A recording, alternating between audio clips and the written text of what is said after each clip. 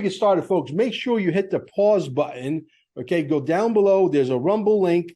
Go over to Rumble and follow us over there. QFS1776.com is, without question, the holy grail of what's to come.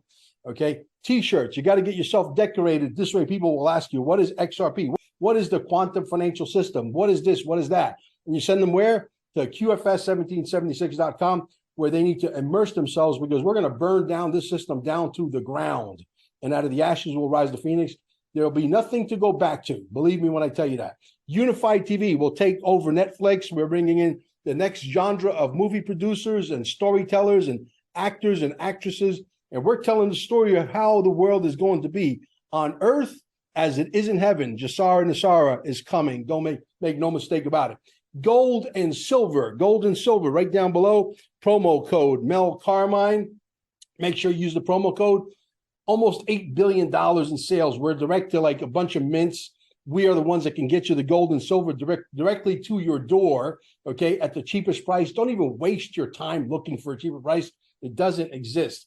Also, our Telegram groups down below. If you want to learn what's coming and you're sort of a little scared, I understand. Believe me, I was there too at one point. Our Patriots are literally waiting for you in the room. And if you need more than $10,000 worth of XRP or $1 million worth of XRP, you come see me. Send me an email at QFS1776@gmail, and we'll get you as much as you want. Well, happy Sunday, everybody. March 12th here, 2023. And I can tell you it is not boring. We got 107. We got Ty, who's a retired special ops. We got Captain Kyle. And we got Kelly, his partner. And 107 has got maybe an hour and 20 minutes that he can give us. So we're going to get on with the show. Guys, welcome to the show. There is a lot of moving parts, but let's start the show with this one. I understand you're down in the Caribbean somewhere, or I don't know if you're still there, and rumor has it you got hitched. Is that real? Boy, you know, word travels fast. You know, I got to tell you, it's a little sensitive, but when I proposed, I was going to get married last fall on October 7th, and then with the elections coming about June, I thought, you know, actually, that's not a very good idea. Let's push it just a little bit. We were going to get married in January, and I've just been so swamped. And, you know, all the stuff that, you know, I don't really talk about happening in the background is so time sensitive that it just wasn't something where I could justify even for noodles to take a break. And I had other people I needed to meet with that we were able to kind of coordinate our schedules and spend some time together. And then I had other folks that popped in and out. So I've actually been kind of on a working honeymoon for about 2 weeks, but we got an awful lot accomplished, very important stuff. And we'll do something more formal for folks, friends like that at some later point in time, but I just did not have time to break free to do anything, you know, invitational or family or anything like that. So it's just the nature of the beast. We're in such a critical moment right now that, you know, you just can't overstate how many moving parts there are in play on so many different levels. And then I do kind of cast a broad net. So I have a number of things.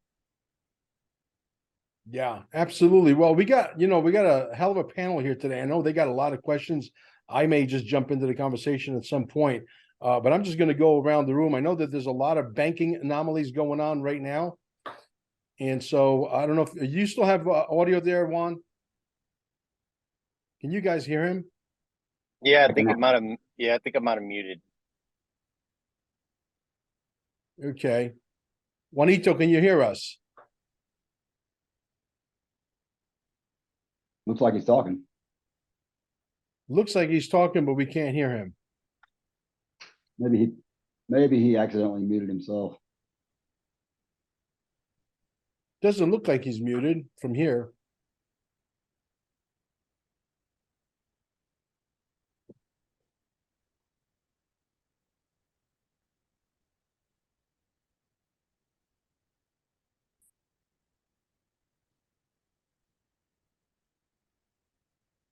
Juan, can you hear us?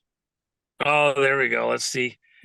I got you back now. There we go. There we go. I apologize. I think, I drive rental vehicles everywhere. I think it captured my audio somehow. So sorry about that. No worries, no worries. I basically said we got a lot of anomalies happening in the banking space right now. We got a hell of a panel here, and I know they want to ask a lot of questions. I'm going to sort of sit back and let them take over the show. Maybe we'll start with Kelly. I know she's got a few questions, and we'll go around the room to Captain Kyle and then Ty, and I'll jump in as needed. And I think it's going to be very interesting. So hopefully your audio complies there. I got you. Yeah, it was just one of these Bluetooths in the cars. I had a rental and it captured the sound. So go ahead. No worries. Okay. Should I go yes, ahead? Yes. Okay. Please. So again, hello, Juan. It's so nice to meet you. Very exciting to be here and sharing with you. So I put a question post out to get a feel from all of our members what was on their mind and what they would like asked. And the majority are very worried about their money in the banks. And yeah. With So good cause. Yeah, definitely with good cause. So would you mind talking about that a little bit for them? I've said numerous times, constitutional money is going to be fine. And of course, constitutional money is what? It's gold and silver. And so that's kind of one of these things where a lot of people don't, they want some kind of assurance of, that this racket that's being run with the Federal Reserve System is somehow going to be okay for them. Or more commonly within the community, I had somebody that sent me a note here this morning that every person in this audience would know this person's name, know them, probably has watched them a gazillion times. And one, okay, is it ready now for Gassar and Asara? We're going to make all our money. I don't know how many times I've answered this question, including for this person, that that was the other team's game. You're really looking at a situation where we were being set up for a very long time for a little game in the banking system to push us into cryptos, to push us into believing that you were going to be a winner in the Ponzi scam with Gassar and Asara, and that this is something we want. And even now, what's happening in Mexico now announcing that they want to get into the BRICS game. And what you have to understand is that where we are in this whole operation, there's a play being made, and the intent was that America's out and everybody else is in. If you look at what would have happened had Hillary Clinton won, Hillary Clinton and that crew back in 2016 was going to usher in a new monetary system and banking system. And you have to kind of think about it. Obama did the setup. It's like a volleyball game. You receive the ball from the other side and you get it up to the line, and then somebody spikes it on you. And so on multiple fronts, on the stuff that we don't name the name or whatever they wanted to stick in you, the whole intent was that you're going to have an economic crisis. They had a nuke scheduled to be delivered a year before the election, right up there in Seattle, November 3rd. I've talked about that numerous times. There was the Golden Globes where they talked about, throwing a napkin over your head if you didn't want to take the, thing in your arm back when nobody even knew that was a thing. And the Arano bird, where they were going to eat this delicacy. It's just bizarre as all get out. And all of those weird little things were about setting up America so that this insider club could come to the rescue. And they were going to come to the rescue after the devil, Satan, some horrible thing had to get America, but they were going to magically be there at just the right time to save us with their pre-planned little scam. Let me use an example. The Patriot Act. That was thousands of pages that were suddenly available, ready to be passed a month after 9/11.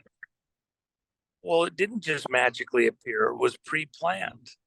And as Trump said on several occasions, before it's all over, you'll know exactly who took these buildings down. You're on the precipice of something similar in the economic system.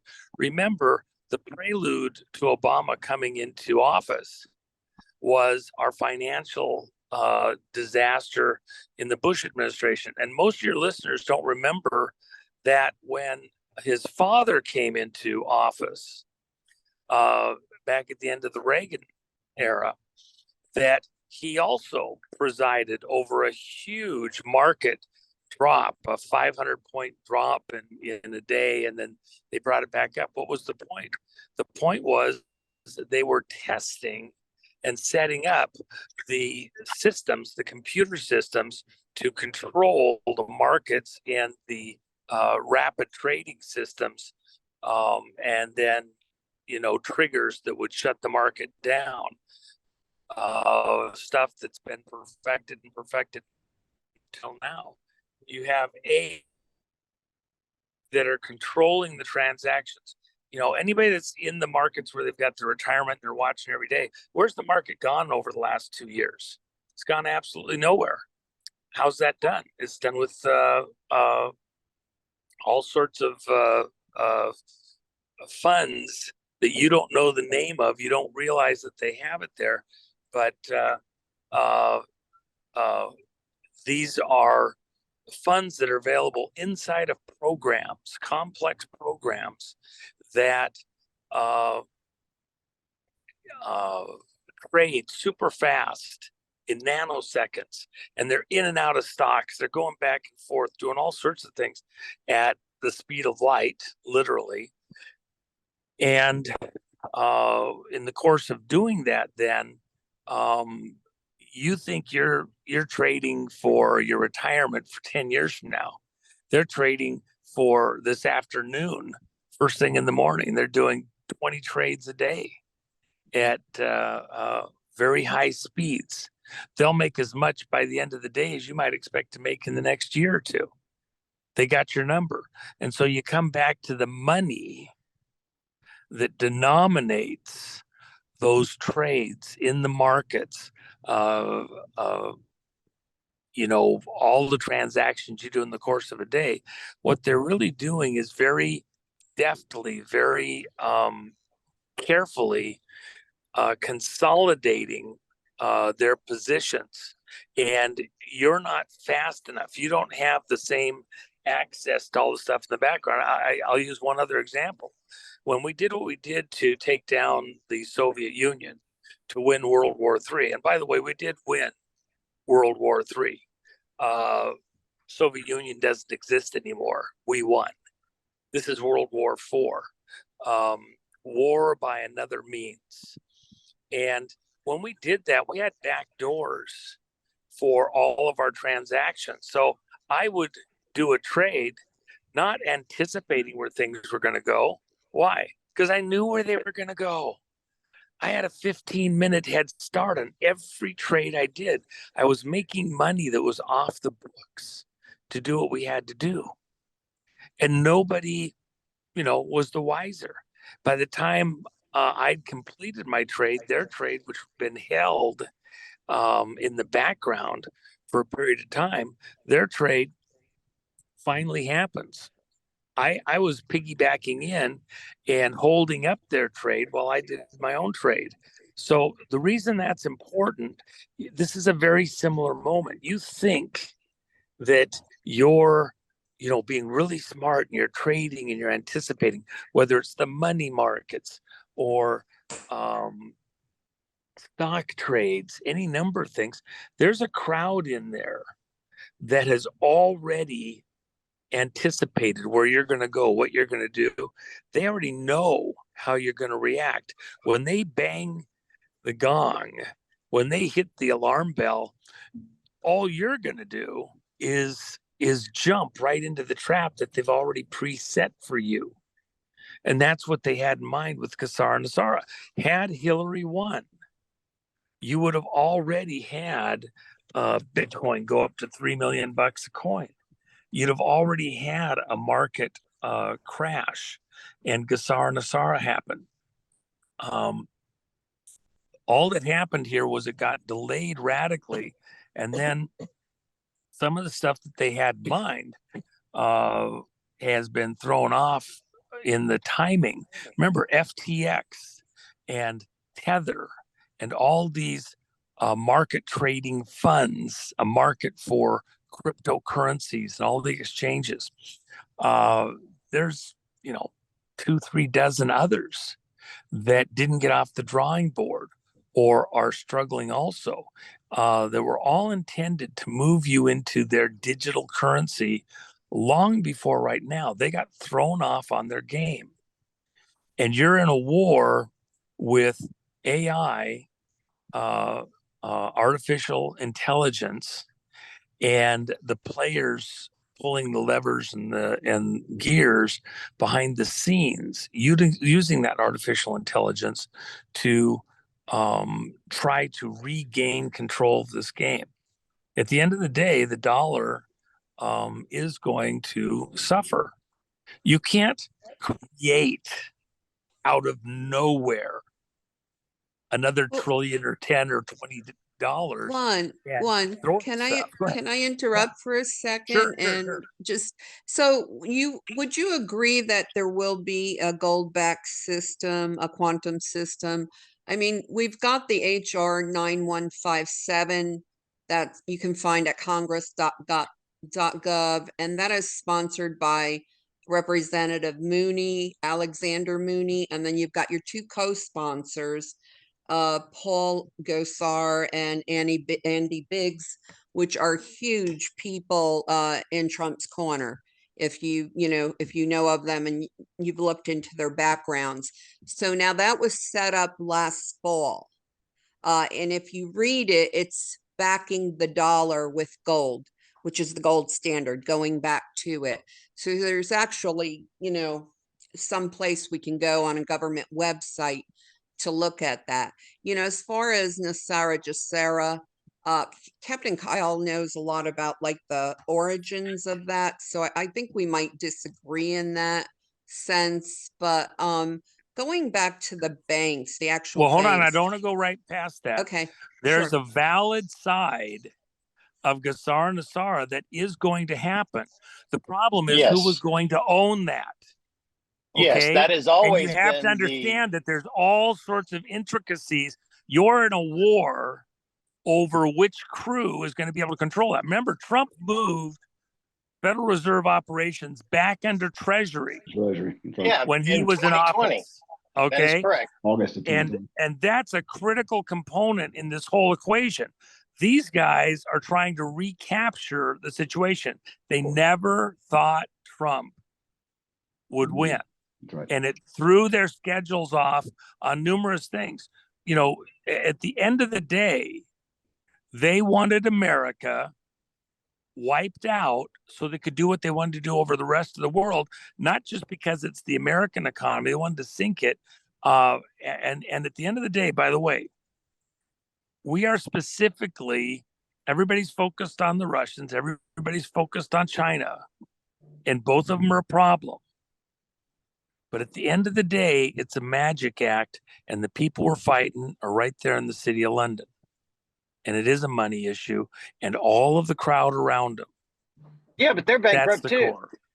Just like the U.S. Hold on. Let me say this real quick. Let's say this clearly, real clearly for people, because the scam to the site is the whole system is bankrupt. That crew at the core of this, that's actually running it in the city of London, the city within the city, is not bankrupt. They just have done sleight of hand with all of the ETFs they control, all of their stuff out of Switzerland that they control, and 50 other ways that you haven't seen in the digital world. So it's real dangerous to go with the information that you're getting out in the world, because most all of that is just like a magician. You're seeing what they want you to see, not what's actually happening as far as they're concerned with the real title deed, legal ownership of assets and mechanisms of control. What we're going to be in a fight over before it's all done is just like, going to some kind of a gold-backed currency. They were going to go to a gold-backed currency too. They wanted to use Gaddafi's 350 billion they stole from him in gold. They were going to launder it through Haiti mines in part, and through Indonesia and a handful of other places for their cryptocurrencies. We actually have massive reserves of gold, and I have people that had to go off the grid almost a year and a half ago now, in federal positions. And I understand what the intent is, which I don't know that I'm free to tip the hand exactly. I think I have to hold back there. But there is an excellent plan for going to a gold-backed currency, and I think it's absolutely brilliant. But it's not precisely what is understood as Gasara and Nasara in the current tense or the past tense. It's a variation of that, but it's not what most people are looking for. Because at the end of the day, if you allow them to destroy the dollar, you destroy contract law. You really would damage the country in ways that we can't allow to happen. So there's but aren't those contracts all fraudulent? It doesn't matter that they're fraudulent. It does, but it was level, it does, because it was upheld by the Supreme Court. Yeah, it was back in the 90s. Yeah, hold on. Let me say it. Maybe there's lots of stuff that happens that I'll use the Brunson case for an example. Do oaths mean something? Well, the question is with the Supreme Court, do they want to take a chance on wiping out the whole system? Do they have a bunt position? What are the consequences of taking the action? You can go through an intersection where somebody's racing into the intersection. You have the green light, and I don't care if they're coming the wrong way. I have the right of way. Well, you might be dead right going through the intersection. There's and the other thing is, within the Federal Reserve System, and this is so critical. It's just like with the agreements related to, say, the Zim bonds and the dinars and everything else. Okay, it's a game by Hoyle. Who wrote the rules? Are we playing American football, or are we playing European football? What kind of football are we playing here today? And they changed the rules. So if you're in the reserve system, well, yeah, we've got these agreements, and they're international, and everybody's done this and that. In a heartbeat, push comes to shove, all's fair in love and war. We can throw those rules out the window. That's why when we did what we did to take out the ruble, there was an executive finding, and the finding was very obscure. And the finding said that the ruble was traded inside Russia, and you couldn't take the ruble outside and carry it anywhere. And Reagan signed a finding after he came back from Reykjavik, and that finding had been written up 9-10 months earlier and not acted on, been sitting in his desk drawer. And all of a sudden he pulls it out, and the finding says that if a country's currency is for internal trade only, essentially, I'm shortening it to make it simple, that if the currency shows up outside the country and they have a law internally about trading that currency outside the country, that it's their law inside their country. But if the currency becomes available outside the country, it's free trade, it's fair trade, and it's not a violation of international law to buy and sell their currency. And so it's this very obscure finding, executive finding, that created the legal basis for us to do what we did. Trump has the executive order allowing seizure of any and all assets, currency, property, everything else, if it's used in any kind of human trafficking. Doesn't have to be kids, and you can then define, well, what constitutes human trafficking. You can go grab everything from everybody. Okay, so all those agreements, all those laws can go out the window in a heartbeat, and people are like, no, it says this, it says that, it says something else.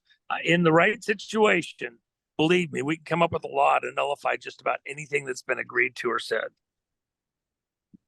So even with the Supreme Court, they're just kabuki theater right now because we're under continuity of government. Are we not? Hold on. Okay, so that's a really good question. At a technical level, a purely technical level, we have been under the grip of a continuity in government operation since SES was created in 1979. And a variation of that has existed all the way back to 54 with, at that time, Strategic Air Command, now Strategic Command. There's a competition over which one has control in the current situation. But for all intents and purposes, and I can have that conversation, I already have numerous times. I don't think there's anybody else out in the open that actually knows this material better than I do from all the various angles. But if you get too out in the weeds on this, you get lost. Just because something is set up to be done doesn't mean it's functionally being done that way right now, or that you're going to see it exercised that way out through the various agencies. What we're seeing right now going on in the country is the opportunity for American citizens to get a better grasp and hopefully even grip on what's been going on right in plain sight in front of them for a number of years. I think they're going through the school of hard knocks is what they're doing, is they're being taught the education of civics that they didn't learn in school intentionally because they took it out. And so with you having all of this being done, it's a means of teaching people about what? The Constitution, how government works, all the things that they had no idea in the past that they're waking up to because they're being exposed to it by basically the Q team walking this through exactly how they're doing it with the alliance. They're showing people the corruption so that they can go, oh shit, this is what we need to be focused on and pull our head out of our, the sand, we'll just put it nicely, and wake up to it so that they can wake up to this organically. A lot of us woke up to this, back 20 years ago or more. And my crowd that we're talking with here, a lot of it is we're kind of further down this path. We're not in the wake up stage. Like the other guy on here with us is, Ty's Special Forces. And, we've been around this theater for some time. And what we're wanting to do is we're wanting to get down to some nuts and bolts of really what's going on with, them passing control over to the military, as they said on that fraudulent, inauguration day that happened multiple days in filming and everything else. Right. Excuse me. So, what's truly taking place, because the military and continuity government has been functioning, keeping things rolling, but in a way to be able to wake up people so that they can wake up to this in a Civil War type stance, because, you know, if it didn't go down the way it is and people being able to wake up, the country was so divided because of what the mainstream media had done with, you know, the families, everything else as far as it goes. But we have got to begin to expose people to what's truly taken place, and that the financial system has got to collapse. The petrodollar is dead, and it's got to go back to something that is constitutional as the republic, which Trump has already signed the new Declaration of Independence. I'm fully aware of that. My people are fully aware of that. I'm sure you're fully aware of it. And with that, we as individuals have to understand that what does the Constitution say? It says that we are to use coined or stable money, not paper, not something that's not pie in the sky. That was all the corrupt bankers that Can I have say something real been quick? controlling ever since the 1871. Yeah, go ahead, Ty. Yeah, I was just going to say the original Constitution of the United States was very clear in that all debts were paid in gold and silver coin. So when people say a gold-backed system, from my perspective, it's not necessarily the gold-backed system, but it's the precious metal system, right? Gold and silver coin. That was the original Constitution pre-1871.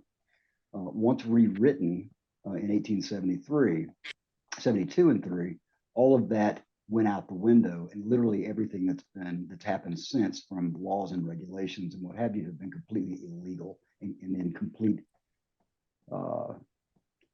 what's the word I'm looking for? The complete opposite Fraudulent. of what, well, fraudulent, Yeah. but the different words. It's completely a contrast to what the original Constitution says. And then, I'm sorry, Kyle, so you jump back in. I just wanted to mention that real quick. Contrary Yes, to the other one. and yes, and so if we look at everything after the fact of 1871 and the new establishment of DC, the corporate DC, owner to the crown, the Bar Association, and Correct. the law system, the law system has not been laws. They've been policies and procedures. And so everything that after that, for us to go back to a republic and understanding that we're a republic, all of those have been impositions against us to control us outside of our sovereignty. Exactly. And that we as a people have to learn to become sovereign again, just as you wrote in your book very eloquently, that we as a people have been robbed and stripped of our God-given rights because of their intent on everything that they have done for hundreds of years. It's not just been, a short-lived thing. They are always in this for the long game. They have always been in it for a long game. And so where do you see, Juan, where we're at right now with the banking system and collapsing? Because it's falling apart. What's happened right now is like kindergarten school compared to what happened in 2008. And it's been falsely propped up because it's all just ones and zeros, and they can do that for a time in a season. But that season is over, and they're beginning to crash. And with that, where do you see us going forward right now? Well, and I appreciate you mentioning the book. I mean, I put a lot of thought in that to make sure that we got stuff said the way that need to be said, I felt. Here's it's a lot of what we're talking about right this minute. Right. And so here's I'm trying to say this deftly so that we can say a lot of trigger words that will fit within our crowd, our circle here, but may not be fully accurate or not understood in the broader population. Okay. So let me just pop one on you. Alliance. Okay. So in a correct understanding, for example, in let's say Bible circles, people have this feel-good attitude. They want to include everybody. So they might use a term from the Bible And you have to ask them to define that term to make sure that what they're saying and what you're hearing is the same thing. Because a lot of times they might be worshiping God, but it's not the same God you're worshiping. Okay. When you say alliance, you can go into, is it the Alien Alliance from the Galactic Federation? Is it the global alliance within a corporate elite that are working together, the Davos crowd type of thing? Is it a banking community alliance and the 13 families that are running the monetary systems around the world? Is it a secret society alliance like the Monolith in DC and all their connections and all the various things? Is it SMERSH? Is it Scepter? Is it Spectre? You've got all sorts of different things. So when we say alliance, I can think of a whole bunch of alliances, some of which have pieces into other stuff, and it might not mean the same thing. And we don't want to get bogged down in that. Let me just back up for a second and say this. The greatest threat to America, and you mentioned it a moment ago, Civil War. And I really went hard and deep on this with, for example, the people that were there on December 18th of 2020 with President Trump. And Pat Byrne wrote some articles, was very critical of the president. And even in the weeks afterwards, and some of the other people who were in the room, I made a very, very, very harsh point of making sure they understood that the decision not to proceed with the Insurrection Act was absolutely the correct decision. He did take the time to consider again and to make sure that all the T's were crossed, all the I's were dotted. Did we miss anything? Whether or not that would make sense, and gave room, in fact, for Sidney Powell to come back the next day and draw up what that would look like with access to records inside the White House in secure systems. And that was revoked before she got there the next morning on the 19th of December. And the reason it was revoked, and we know this now, I said it at the time, but now we know it from congressional records. But I had said it, 2 years ago, that the reason that was revoked and that Sidney wasn't allowed back in is because Trump met with senior military general staff and admirals who overnight, and this is part of the January 6th investigations from the last Congress, that he met with them and they advised him not to sign the Insurrection Act. And the reason was because this has been gamed out in supercomputers numerous times. What you're seeing going on in the country right now has been gamed out with all sorts of variations, literally thousands of times. If we do this and this and this, what happens? Do we get control back of the population? Does the public generally go in this direction or that direction? Do we spook things? Do we lose contract law? Do we lose the court system? Do you lose too many areas of the country into some type of civil chaos, regional chaos, etc.? And remember, it's not just a computer program. The people that we're fighting have positions of authority inside the U.S. government, a captured operation. You have a couple of different teams vying for control. As I said, you have Senior Executive Service, the largest branch of government that nobody knows exists, running a continuity in government operation behind the scenes. And you have other players having to fight that, radically less funded, but with greater overall firepower at the end of the day. And what are they trying to do? Not allow one more loss of a citizen than absolutely can be prevented. But we are in an internal type of a war, and it's war by another means. And so in this contest, for example, people get all upset because Trump, go get the thing in your arm, okay? but he told you 27 times he wouldn't mandate it, and you could treat it other ways, 27 times. So at the end, this was going to happen anyway, because it was a worldwide operation by the people behind this. He didn't give in. He just gave you all the data you needed, but then you had to make a decision on your own which side to choose. This is Red October. And then we accelerated at the enemy's sub that fired a torpedo at it just before it could arm.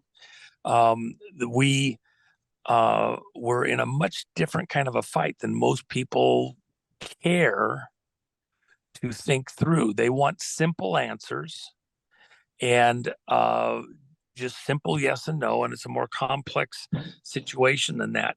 The scripture says that a simple-minded person suffers because of it. If you don't want to be bothered with all the details, if you can't understand, if unfortunately you're not a complex thinker, you will suffer because of it, because you aren't thinking on your toes. You're not savvy enough. Look, survival of the fittest. We're at war. If you were in occupied France and you hated the Nazis, did you jump out in the middle of the street and wave your briefcases around and demand that the tanks stop moving? You just get run over. If you want to survive and if you want to make a difference, you got to get in there and fight the problem a little bit more creatively. And that's the situation we're in. You got to use your head if you want to make it through this, because we are truly at war.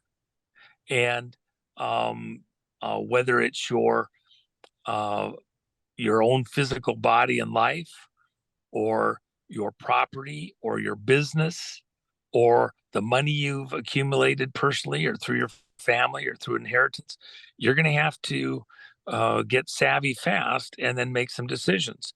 And at the end of the day, for example, when you talk about just going back to physical coinage, I got that, receipts for physical coinage, silver, gold certificates can work. The embedded currencies that are printed with gold on them can work, that can be melted down and all that.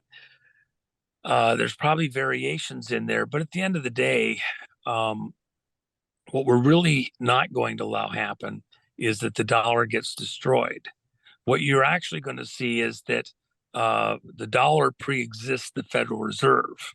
It has been captured, going back to something that is original currency, a pre-1871 thing or whatever, makes all kinds of sense. And we actually have the materials to do that. We have some of the best reserves on planet Earth, if not the best, available to us. We just got to go ahead and access it the way that the plan is in place to access it.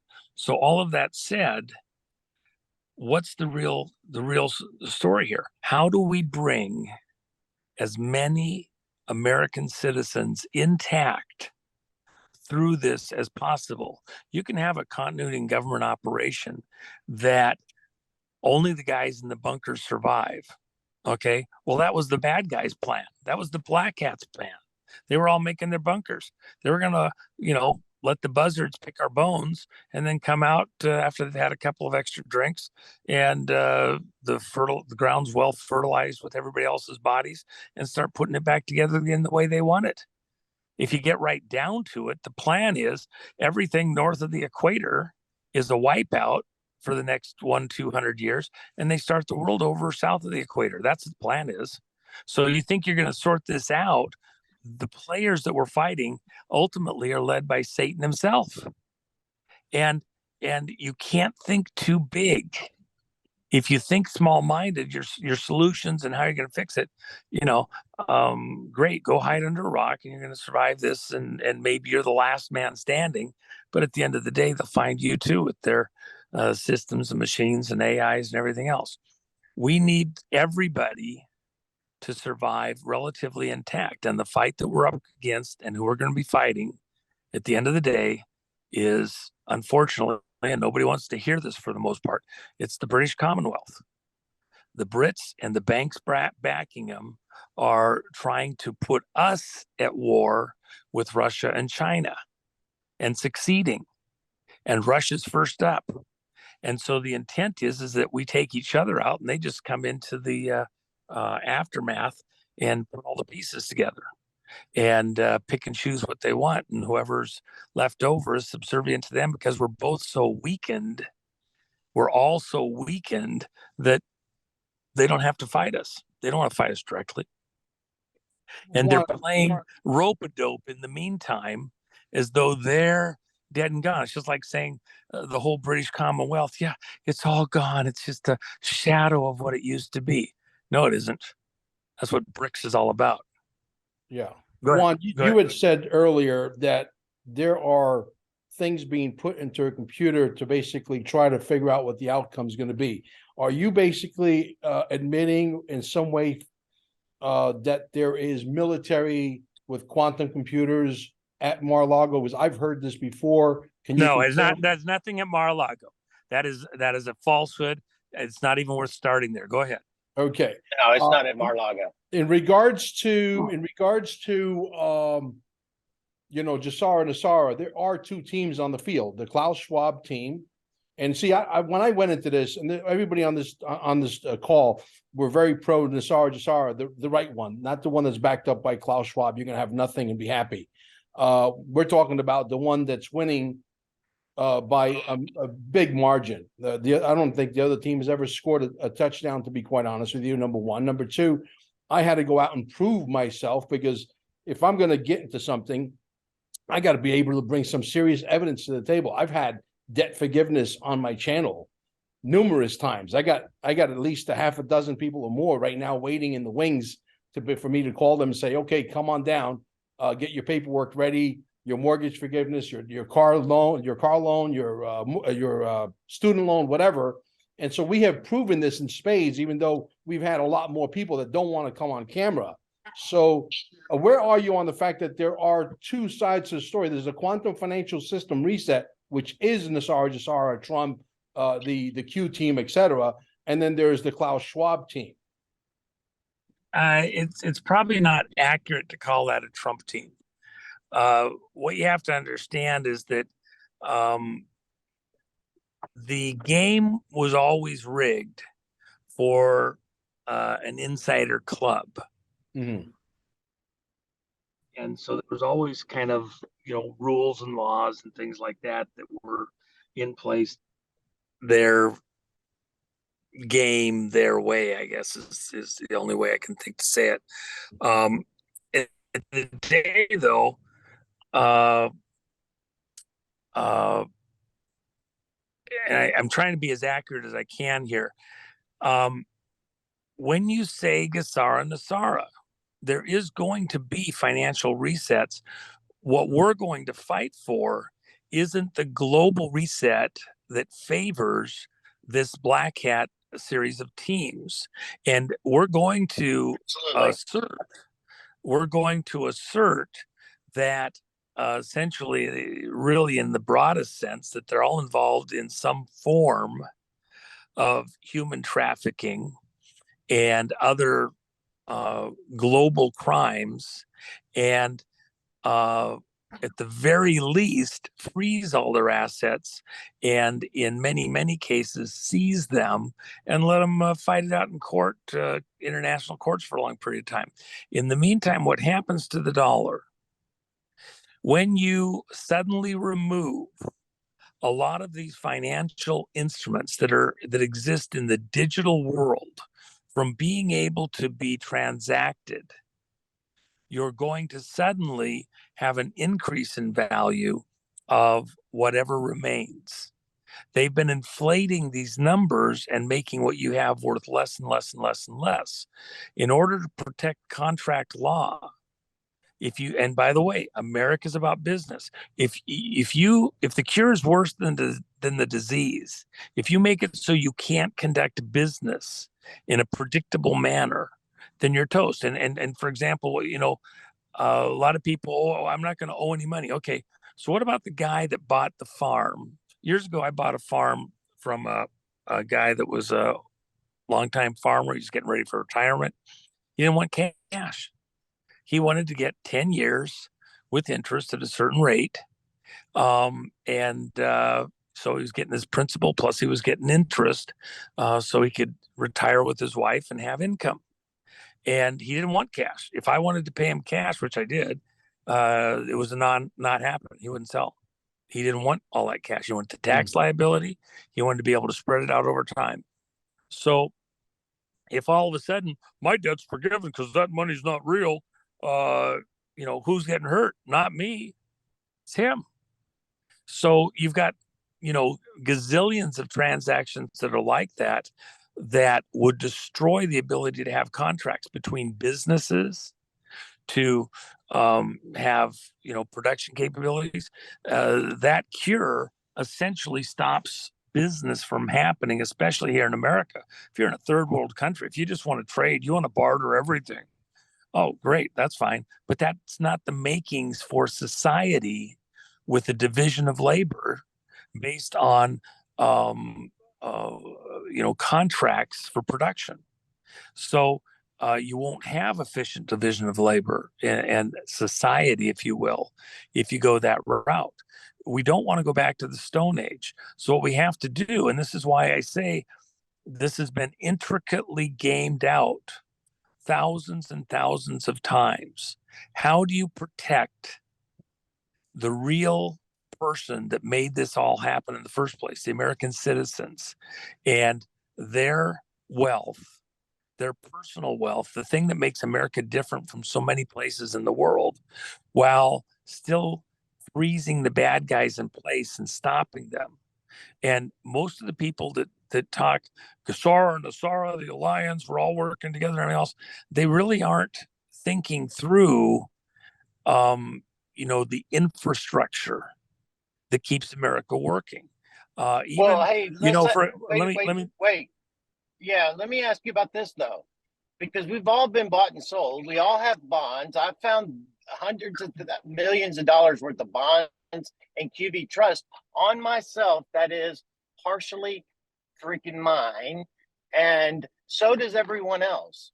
And with the Treasury Department being now back under the people and the Federal Reserve consumed under it, it's nothing but bullshit that the federal note is still actually out there, because the banks all know that it's about to change, and it's not about to change to the black hat CBDC and XRP and Ripple. That freaking case with Ripple has been over for a freaking year and a half. So we need to talk to people about what's really freaking happening. And okay, hold on. It is all being done. Here's my concern. I don't like to talk around things. I like to talk at things directly. Okay.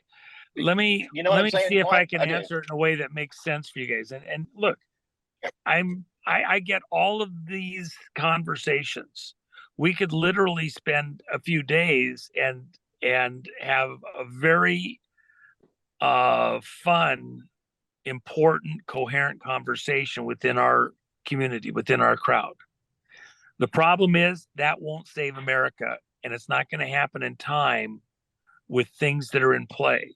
And it's only one dimension of a multi-level, multi-dimensional war that we're in, war by another method.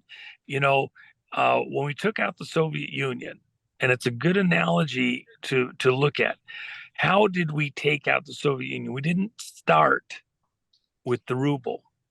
We first weakened their cash flow by lowering oil prices where they couldn't sell their oil and gas for a profit. The extraction cost for oil and gas was 2 and 3 times what oil and gas was going for on the market, because we drove the price of oil and gas down so low by having the Saudis ramp up production to outer space. We drove it so low, we nearly wiped out Texas in the meantime as a oil and gas supplier.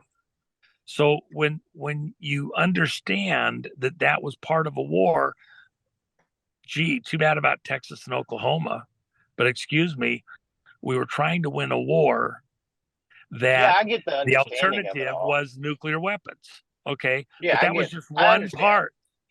That was just one part. We then did SDI. We did a race with them to see whose industrial base could outbuild the other guy. And with the innovation of a free society, as opposed to a closed society where they weren't allowed to communicate freely. And then we forced them to agree to export a lot of their scientists and engineers that were Jewish to go to Israel, that they had literally in a captive situation, that were the ones that were being innovative with a lot of the weapon systems, etc. And then we did the moral, religious, ethical war in Poland, and the whole challenge to the shipbuilding side, where they couldn't even build their ships because of the trade unions, but also, more importantly, what was seen to a lot of the world in the Western media as the trade unions was really the church, the Catholic Church, and the Pope goes over there and does this.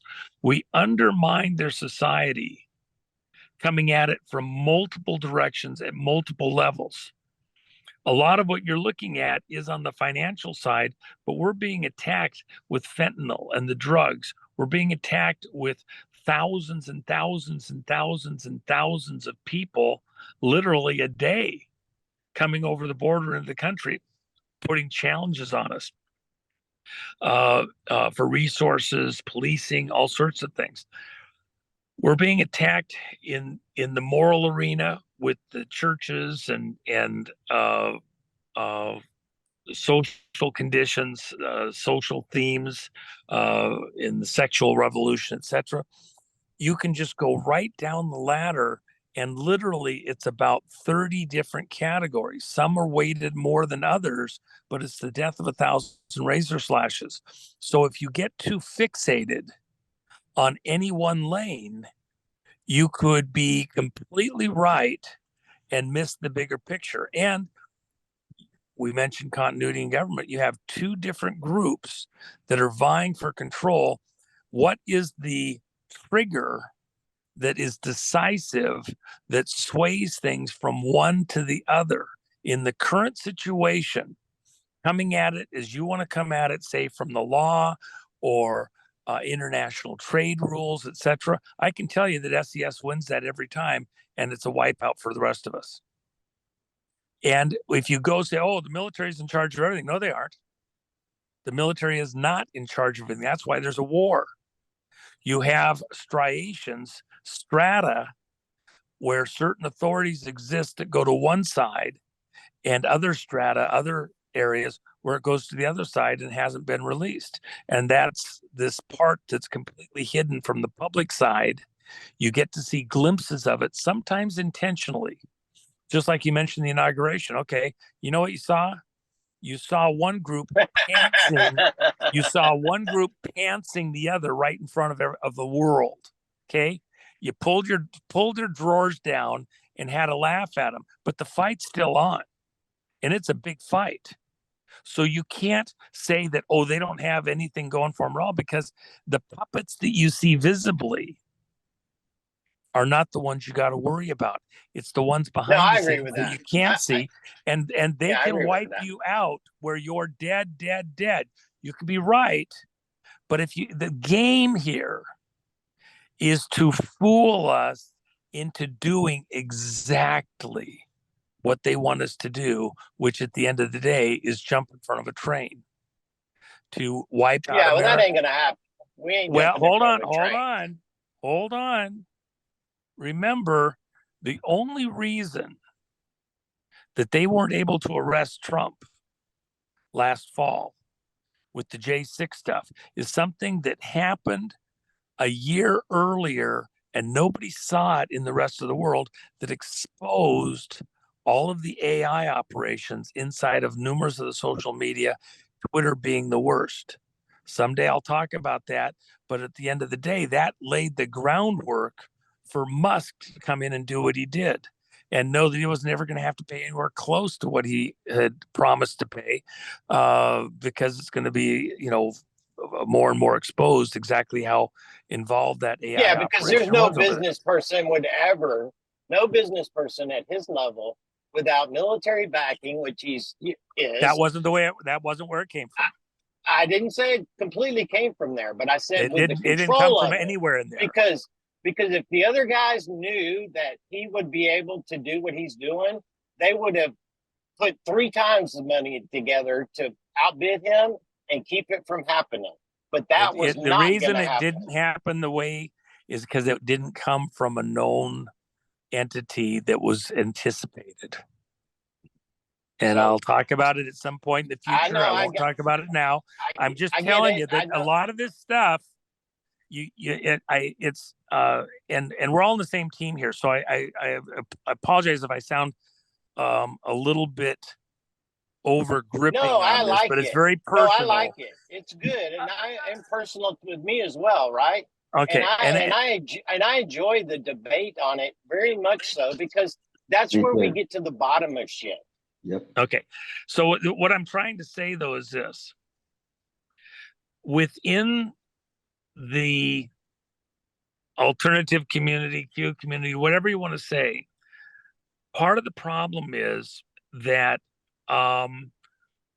we can have a very intelligent conversation within our own little crowd. And at the end of the day, we won't move the dial. You won't save America, and you won't even be, at the end of the day, relevant. You'll just be a nuisance. So a thorn in somebody's ass, and they'll pull it out and move on. If we're going to save America, it's going to be because we take everybody. In the Old Testament, the pillar of cloud by day and the fire by night that the former slaves had to follow going through the desert after they left Egypt, it never moved faster than the oldest man or the youngest child could move with it. It didn't go at the runner's pace. A lot of people could have crossed the desert in 2 days, okay? But that wasn't the way God moved. He had to bring everybody along. So it moved and showed them that the protection, the move, you're going to move here now, and now you're going to move here now, now you're going to move here now. That's where the man is going to be. And it moved at a pace that everybody could move together. If we go racing off out there, and you have a lot of people that want to be early adopters, they want to anticipate, I got mine, too bad about you. You should have listened to me in the first place. That's not going to save America. Some of what's got to happen and is happening. It's just like with the people dropping like flies every day. We told them, we warned them, we pleaded with everybody around us. I did numerous videos myself on this, brought in all the experts that you now know the names of in the early Zooms, and put them together and put them out to the world. Did meetings, conferences around the country with those people, with the athletes, with the other medical staff and doctors and attorneys, coaches and teams. And some listened, most didn't, but the ones that did saved their life. It's the same thing here. We're getting information out there. We're getting more and more people that understand it. But then this next phase is the hardest phase. Now we come into a real storm, a tsunami. And the term every man for himself, that comes from tsunamis, because the weight of the water, the movement of the water is so intense that even your closest friend, your spouse, your child, they could be right there, even in your grip, and the weight of the water pushing on them, you can't even hold yourself, let alone hold the next person to you oftentimes. And so that's where the term every man for himself in a tsunami, a tidal wave. The things that are coming for America are going to be that epic.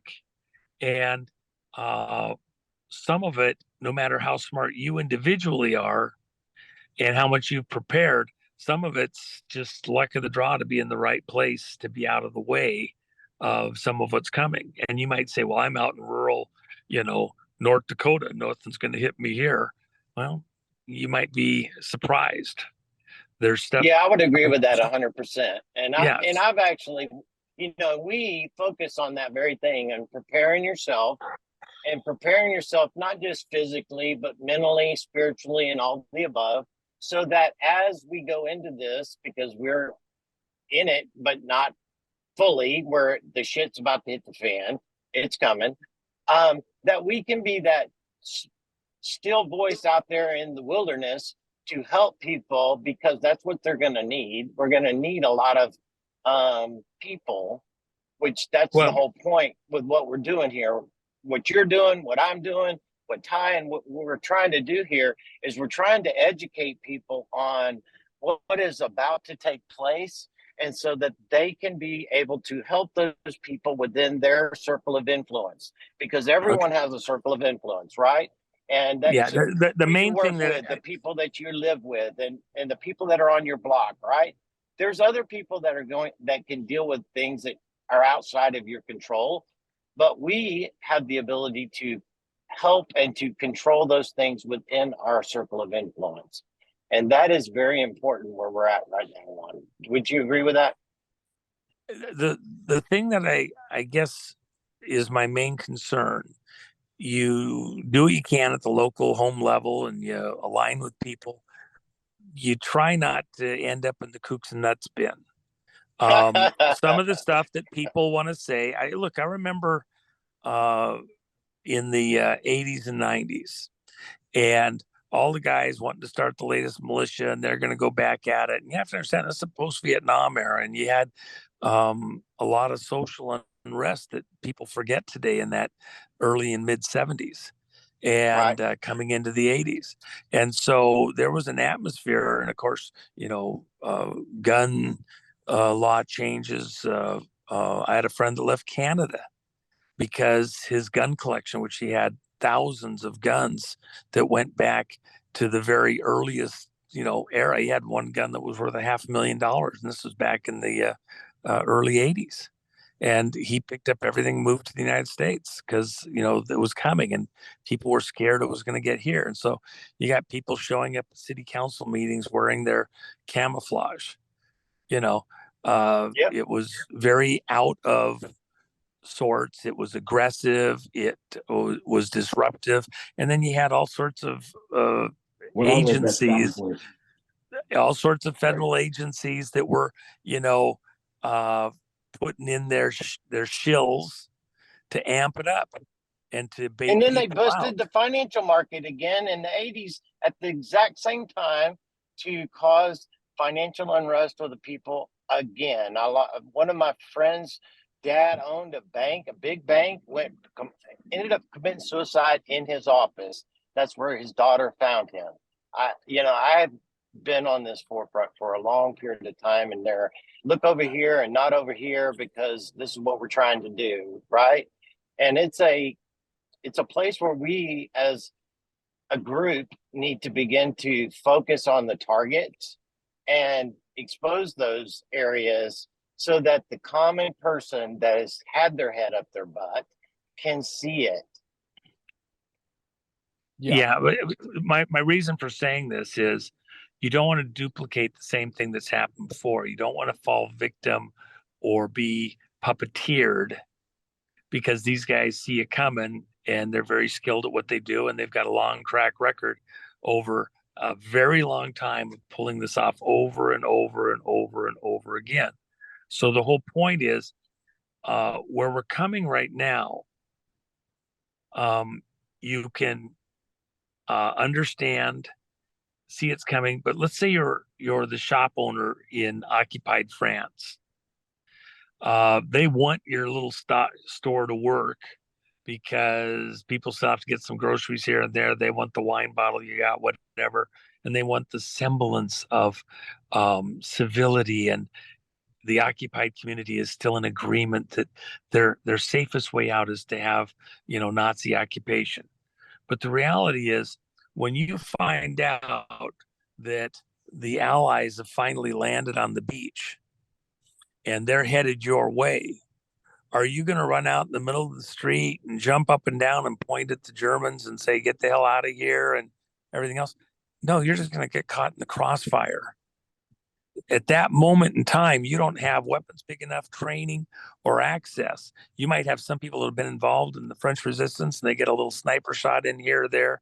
They pull the ties out of the railroad tracks so the train doesn't go down the track and stay on the track. They might do some covert little things, but for the most part, grandma and the grandkids need to get the hell out of the way and go down in the basement deeper and hope that a freaking bomb doesn't hit them from the sky, and get out of the main path of where the fight's coming from. Where we're at here in the country right now is so much bigger than most of the average citizens. You need to understand that something bigger is headed your direction. If you're going to try and stand and fight by, I'm keeping my 401k in the stock market and nothing's touching it, well, you might get a surprise. Might have been a good time to switch over to gold and silver.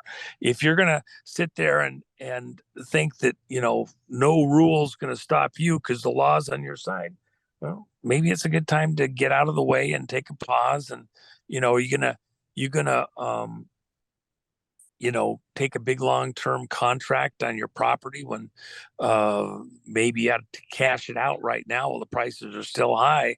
Look, when you print lots of money and you have inflation, banks charge more for the money, investors charge more for the money. What's going to happen to property prices as interest rates go up?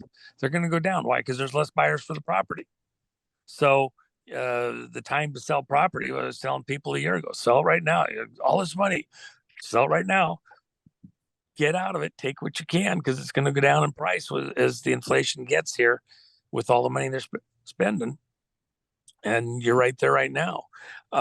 Make decisions based on what's really coming, not, well, they've got to pay me in this way, and they're going to have to honor their bank agreements and all that, and the government's going to come and wipe. You might get justice on your deposits or on any bank law, or 1871 versus post 1871.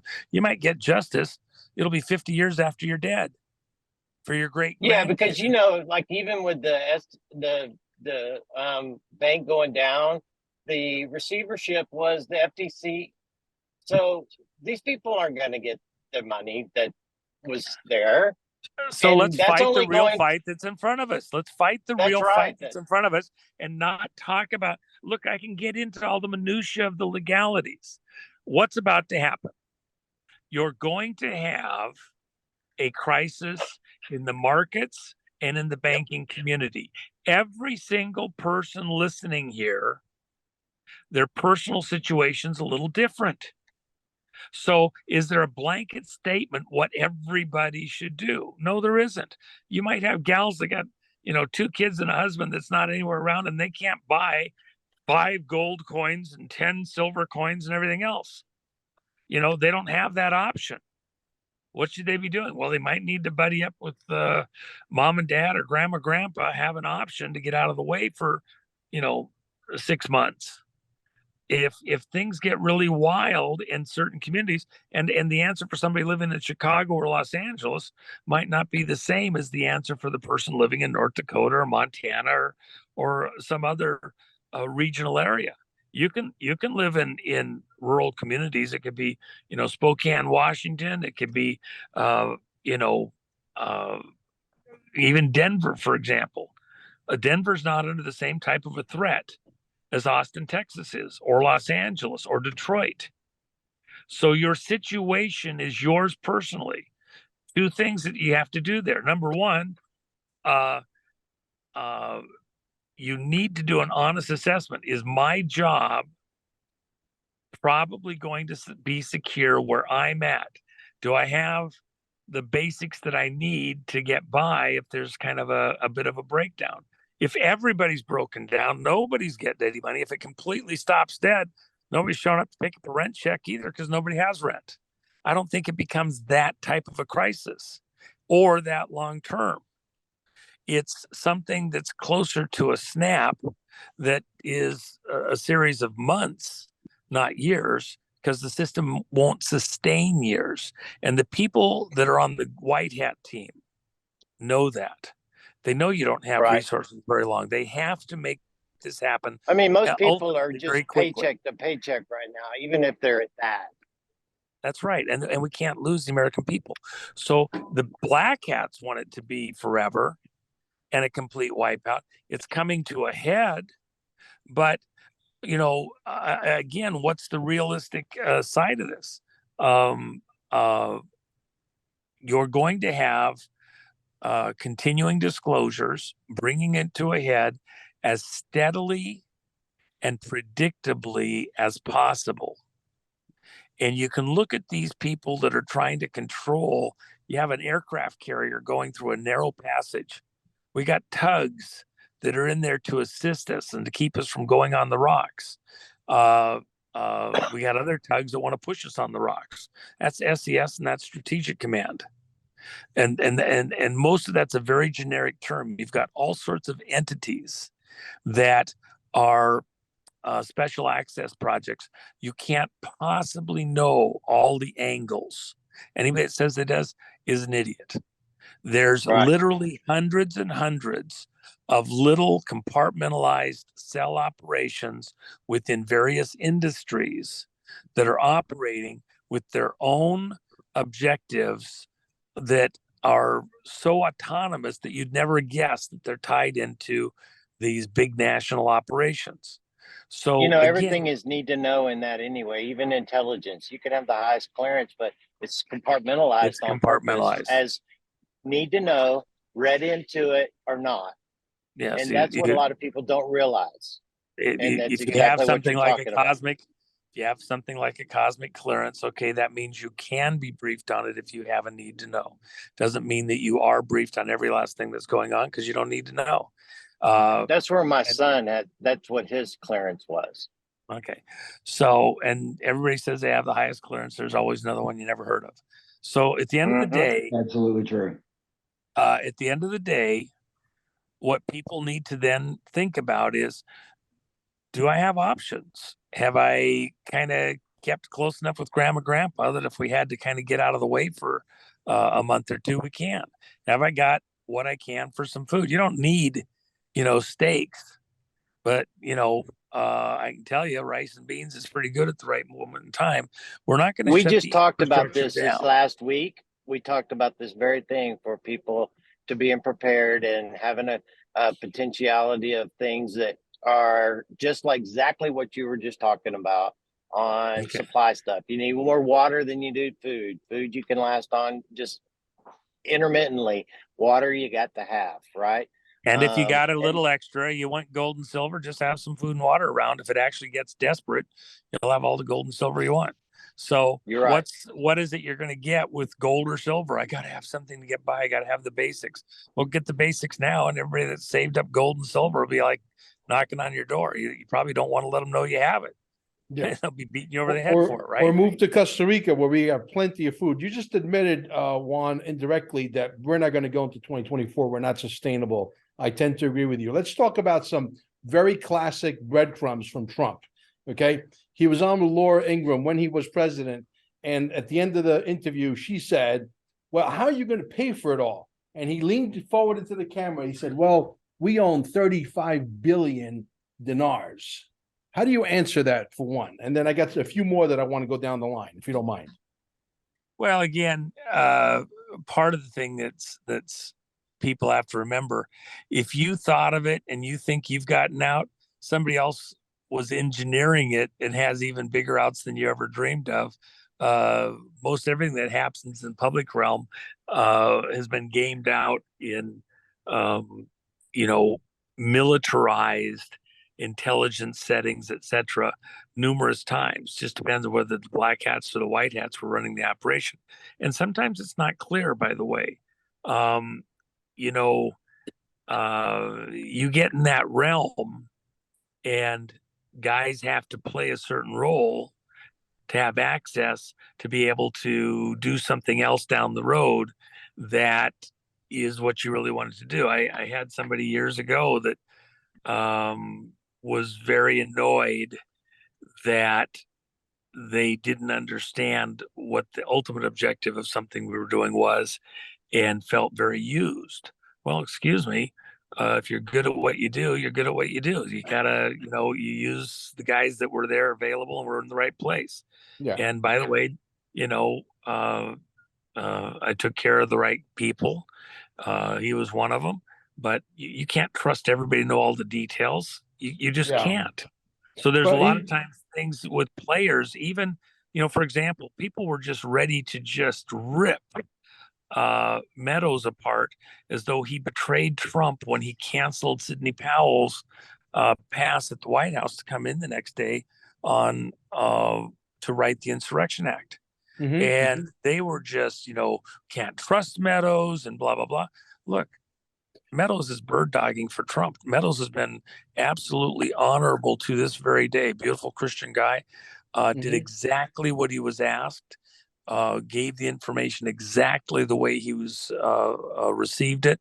The one person that Trump could trust. I mean, I can tell you other stuff behind the scenes. I'll just leave it at that. But a lot of people were ready to, go after him, from the white hat side. He's a black hat right next to Trump. He's doing stuff.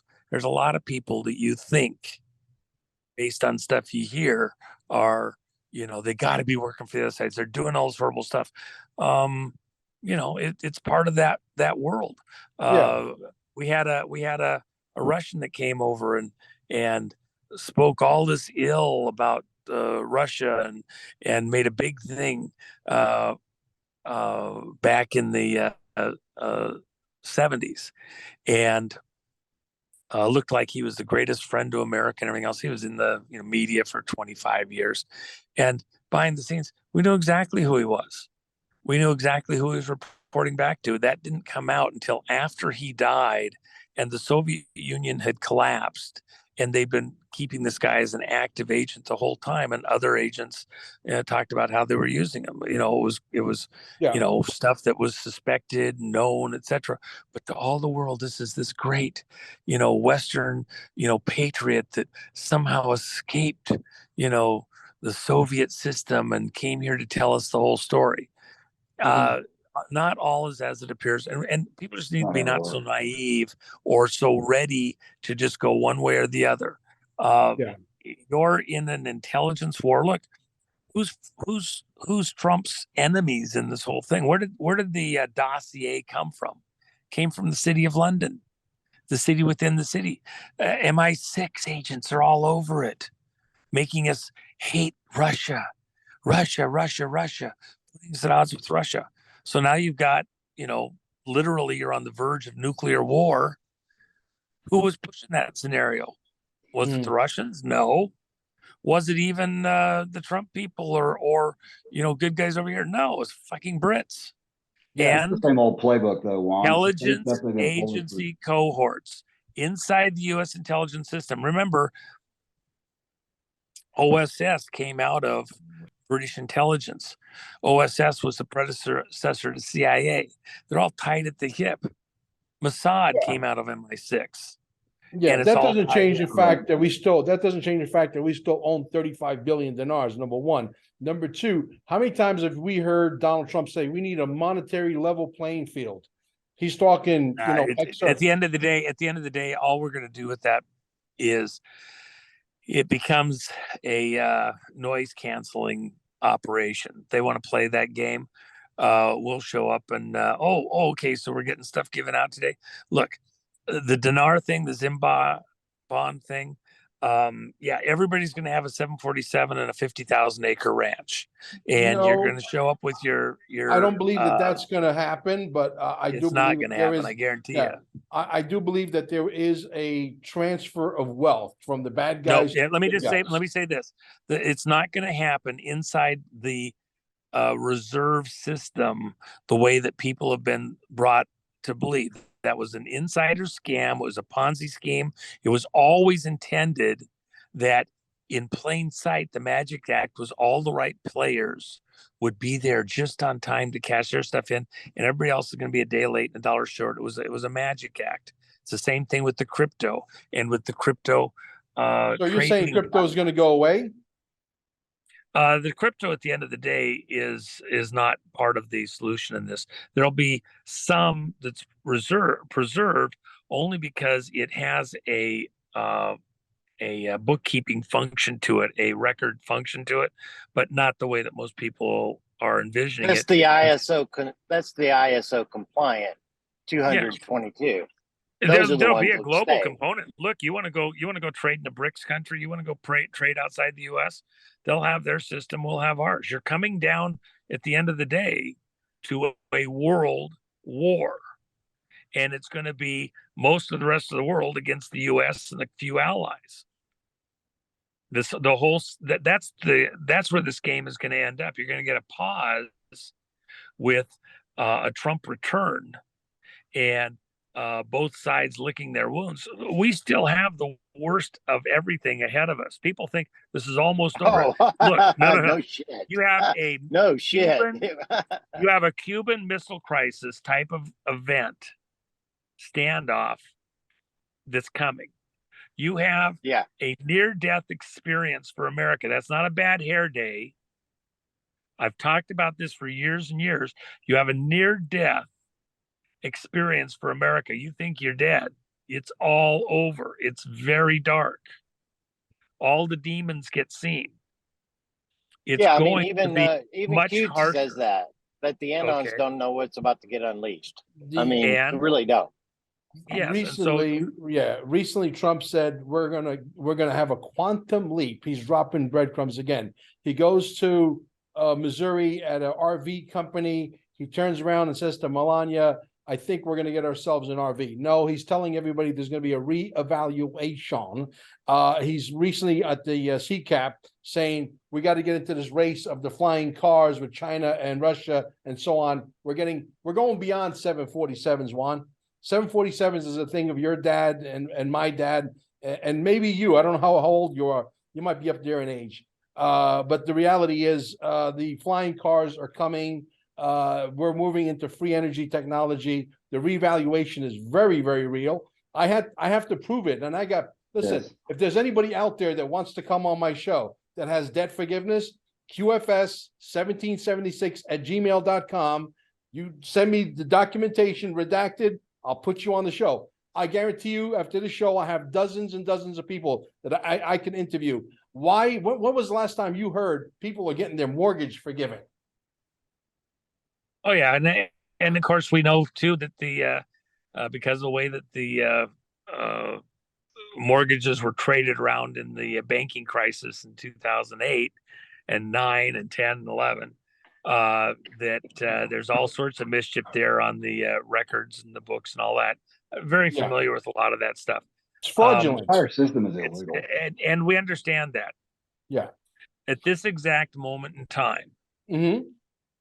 What I'm most concerned about is that I don't mind having those conversations, and I think they're important conversations where you have a kind of an educated crowd that is willing to take the time and dig in.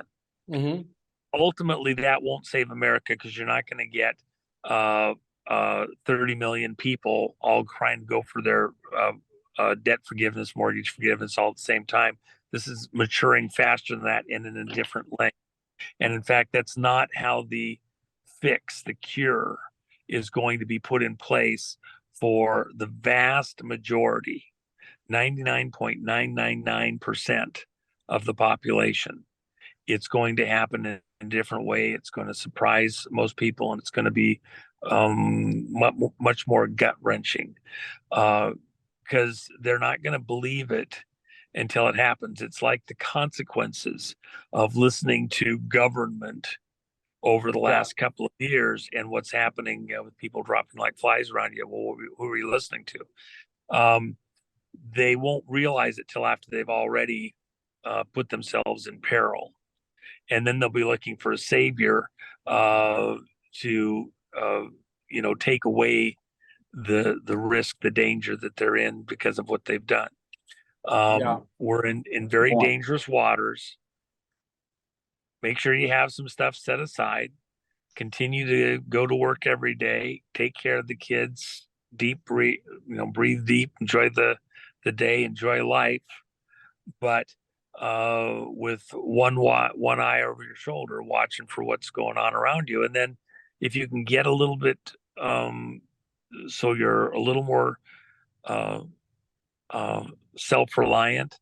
If you have options that get you out of the worst, there's 14 cities that are going to be the worst, and other places that are going to be marginally worse. If you absolutely had to, do you have a fallback position? Some people will be literally an RV and they go to grandma's house. Other people, they got to stay right where they're at and hang tight. But it's not for years. It's not even probably for months and months, but there may be a period of drama here, depending on where you're at. Not everywhere in the country is the same. So how are you going to figure out what you're supposed to do? Probably better pray. God's as serious as you are. Pray for some guidance, divine assistance. That's why, God's a very personal God. He's got a personal answer that's just for you. He's as serious as you are. Well, and then if you're looking at what's the issue, for some people, it may be their money. For other people, do they have physical security in the house where they live? I mean, literally. You're absolutely right. Okay. Some people financially are okay, but they're not in the best of situations of where they're located or by who they're actually around without knowing it.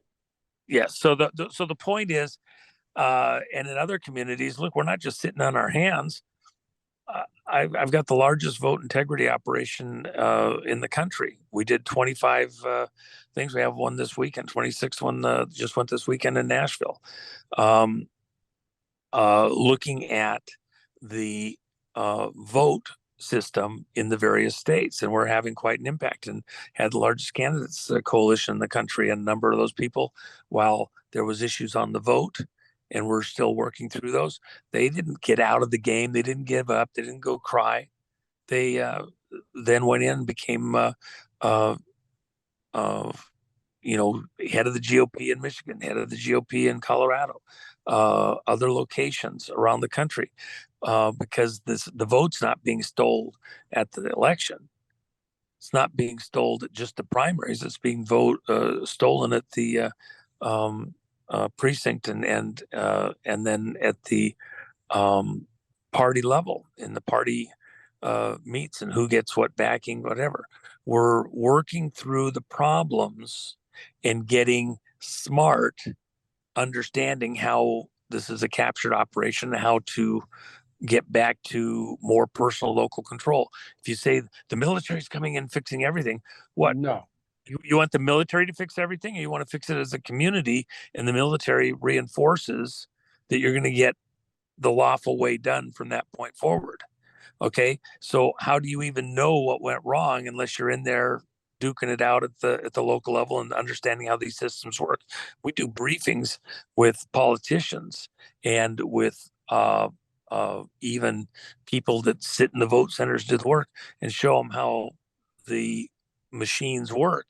And I mean, you just see their mouths drop. What? I didn't know that. I had no idea. Yeah, because they don't understand how the system's been captured.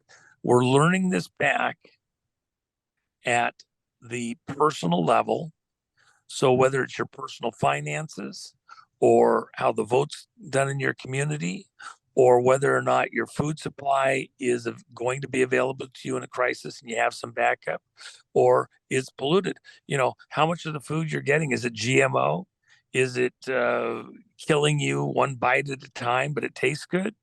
This is the stuff we're going to have to work through as a country, as individuals, everybody playing their role, getting in their lane.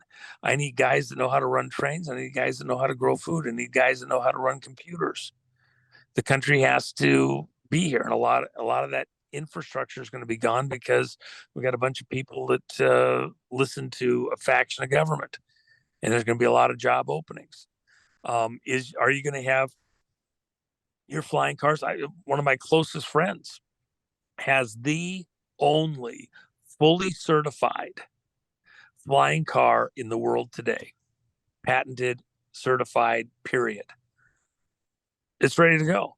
Is it going to be something everybody's going to get a chance to use? Well, maybe, but what's the time period? Yeah, what's the time period for implementation?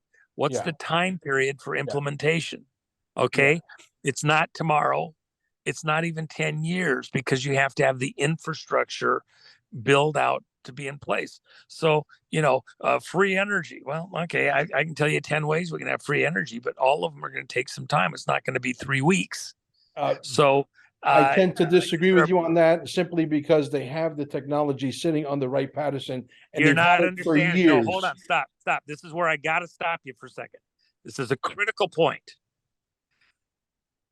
The mechanisms that work for distribution of that stuff, for even the operation, even the mechanics of it, the manufacture, it's a system that gets built out. Just because you have something, do you then disrupt the tax systems that energy provides for revenue that do certain other services within the government, the system, the jobs, the road building jobs, whatever way you want to do it.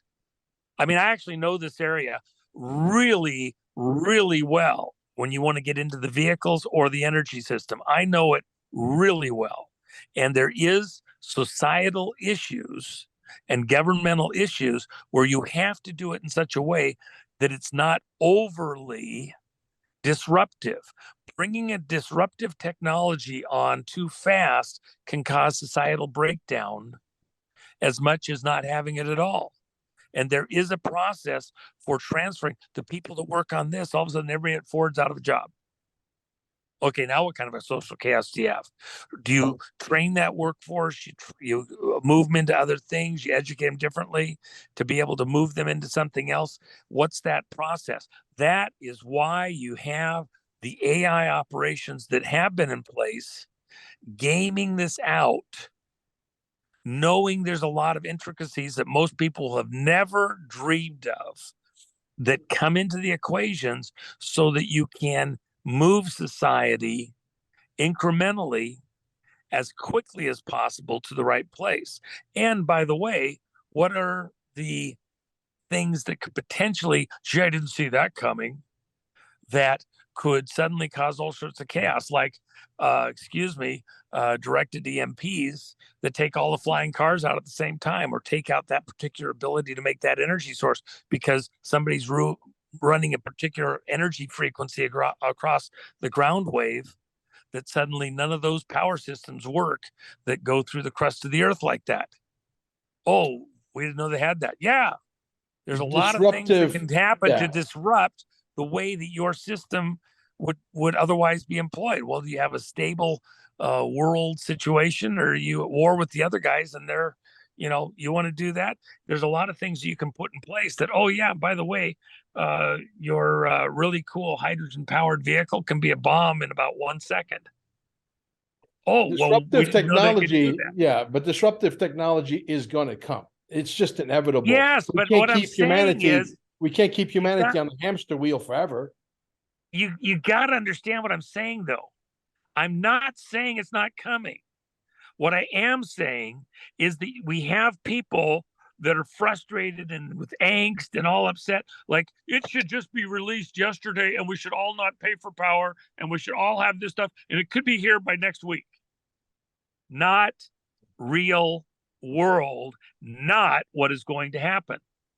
So we have to live in the real world, what makes sense and can be done and should be done, as opposed to what some people, well, yeah, we could do that. We could switch the whole entire truck fleet over to natural gas. We could switch them over to hydrogen. Where's all the places for the trucks to fill up? Well, we've got them all in the main places. Okay, so what about the periphery? Is there a phase thing? Is there stage 1, stage 2, stage 3? Is it anticipated? When the national highway system was put together under Eisenhower, and we put in this interstate highway system, it was done with a plan. And it disrupted all those businesses that were on Highway 99, that were out on Highway 66. All of those cities that got bypassed, who picked which ones to stick with and which ones to go right on by. And it changed the fabric of the country, the way the country works. It brought prices down. When we switched to China supplying America with all of its goods, and we shut down all these local businesses and moved in Walmart, all over the country. That had a consequence when we started moving all of our wing production to Japan, and then it got moved into China for aircraft that American geniuses engineered out at multiple companies. We moved all of that wing technology outside the country for aircraft, for commercial aircraft. It changed the job structure here. It made them wealthier. It made us less wealthy. But the argument is, well, but we also created a stronger business partner for other stuff. There's all sorts of things that go into these equations, and a lot of smart people who aren't all black hats are looking at the consequences. If we do this, how's that help or hurt? If we do that, so how's that help or hurt? So you're right with that, because they've been talking about because we're getting into the fourth industrial revolution right now. We actually have already entered into it. They already started that question of potentially UBI. Why? Because there's going to be a ton of people that are unemployed going forward. And it's not just, they started talking about that from the Democratic side before the 2016 election. What was that guy's name? He was the Oriental guy, I think it is, that was a part of that. He was talking about it. And, you've got Elon talking about it. And they're talking specifically because this is the exact same thing that happened in the third industrial revolution, was people were replaced by the assembly line. They were replaced by the steam engine. They were replaced. We're about to replace people again with technology. You know it. I know it. We know it's coming. The companies that I work for specifically have spent billions and billions of dollars on basically eliminating the manned workforce because they don't sleep, then they don't make the mistakes, and basically they have a small staff to oversee it. And we are moving in that direction, just as you said. It is a transitional period that we're going to go through, and we're going to go through it. Okay, let me help you out here a little bit. In the computer models, we find greater and greater and greater need for humans, even in a highly industrialized, roboticized environment. Even when we game it out 100 years from now, we find an even greater need for human support systems. So absolutely, hold on, let me finish the comment here. So a lot of people, yes, it means that you're going to have to learn how to do things differently. We're going to educate a different kind of a workforce. We're going to educate them to do different things. Okay. It doesn't mean that the robots take over and there's no place left for the rest of us. It means that the way things happen, we become more efficient. Years ago, a certain paper company was convinced by all the pointy heads with their sharp pencils that they needed to sell out their paper business because with computers and digital, even digital photographs, paper was going to become old hat and trees. They need to get rid of all that stuff because they're in a dying industry. So they sold out to a group of employees that I had talked with separately extensively and said, you got to buy these guys out. They want to sell. You better be buyers. You're going to be working for the next 10, 15, 20 years. And it's not going overnight. And at the very least, you have access to waterways, you have forestry, you have a supply system, and your community needs to function in the meantime. You can't let them close this facility down. If you're going to survive, if your home's going to go worth to nothing. You're the only industry in the region. You better buy this out and keep it going in the meantime. And if those guys think they're so smart, they're probably going to get their head handed to them on a plate. And they did. And you know what? They stayed viable. They did other things. But in fact, the paper business grew. It didn't get smaller. It grew. And the prices went up because a lot of the paper stuff was moved offshore, but the ones that stuck it out here are doing better than ever. Okay. And that's, that's something that's at least 20, 25 years ago that happened. Why am I saying that? You can anticipate a direction and see the future coming, but it doesn't usually happen as fast as you might see it coming. And where it does happen fast, I mean, it's like fuel injection. Okay, well, nobody's using carburetors anymore. Fuel injection was around in the 40s, in the 50s. Okay, but carburetors didn't really leave until the late 80s, early 90s. So at the end of the day, you could have been right about it. You could learn how to do fuel injection. I paid good money to guys that knew how to deal with fuel injection because I had cars that had it. And it wasn't something a carburetor guy would understand. But the carburetor guys still did great for a very long time. There's a transition that's got to happen. Even with what's about to happen here in the country is not going to change overnight. We're going to implement new ways of doing things in the energy world, in the manufacturing world. There's a transitional period here, and you can get people all wound up as though that there's no future for them. No, you're going to have to anticipate a different type of a future than existed today, but every generation has had that. Okay. And just like, is the next growth phase here on planet Earth, or is it just above? That's the stuff I'm working on. And yeah, I agree with that too. Look like? Okay. And the promise to Abraham and his children is as sand of the seashore and stars in the heaven for number. Well, we haven't had all the sand on all the seashores in the earth happen so far, let alone all the stars in the heaven. For people, we're going to continue on for a very long time. As the technology aids us in living cleaner, better lives, it might mean that you have more time in your day with better, more advanced systems to live longer. I was gonna get with that right there. All right.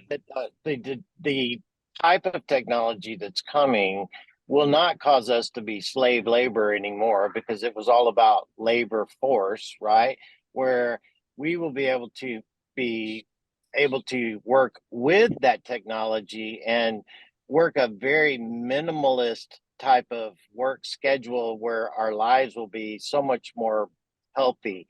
Not working this 60, 80-hour a week kind of bullshit to make them rich. Let me just add crazy. This. When people's imagination I remember when we were kids. When you were kids, I was kids. We lived a totally different life than the bullshit that we saw, going from our father making a decent income, mother being at the house. We lived in a middle income type lifestyle where it was a good life. Didn't have to worry about crime and all the bullshit.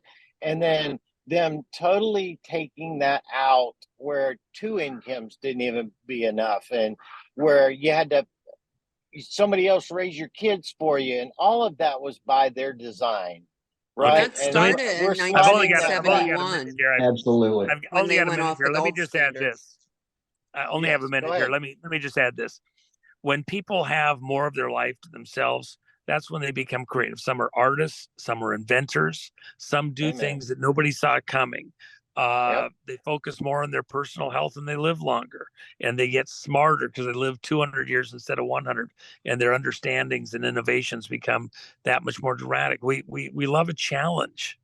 But I will also add this. When you read the book of Revelation, in the great war at Armageddon,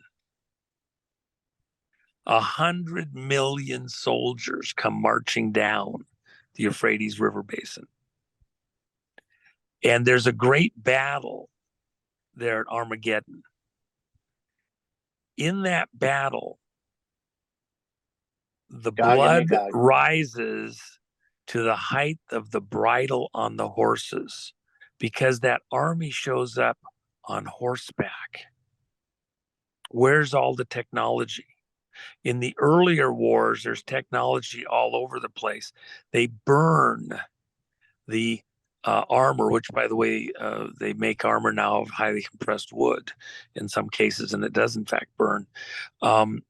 Other stuff, they beat the swords into plowshares, if you will, it turn their tanks into, tractors or something.